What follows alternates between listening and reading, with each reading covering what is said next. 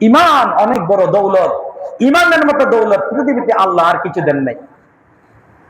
এই জন্য ইমানটাকে একটু রক্ষা করেন আল্লাহর রাস্তে। একমাত্র সব কিছু করতে পারে কে?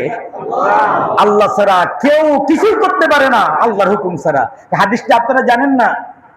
একটা হাদিসে রাসূলুল্লাহ সাল্লাল্লাহু আলাইহি ওয়াসাল্লাম বলেন, যখন ঔষধ গলা পর্যন্ত যায়, কি ধরে আপনি একটা ক্যাপসুল খেয়েছেন, একটা ট্যাবলেট খেয়েছেন, হ্যাঁ, এই ট্যাবলেট আল্লাহকে জিজ্ঞেস করে, আল্লাহ ভিতরে কি কাজ করব? আল্লাহ ভিতরে কি কাজ করব?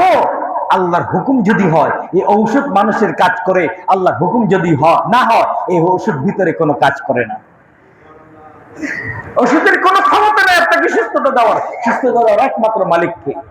ওষুধ একটা উসিলা, ডাক্তার একটা উসিলা।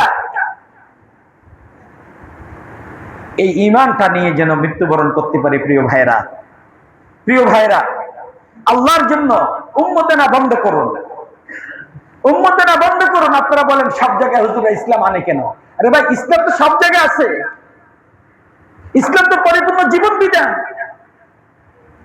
পরিপূর্ণ জীবন বিধানের মধ্যে কি নেই? আরে আপনি মুস্কি হাসি দিবেন, এখানে ইসলাম আছে। আপনি টয়লেটে যাবেন, এখানে ইসলাম আছে। আপনি পানি ব্যবহার করবেন, এখানে ইসলাম আছে। আপনি বিয়ে করবেন, এখানে ইসলাম আছে। আপনি ব্যবসা করবেন, এখানে ইসলাম আছে।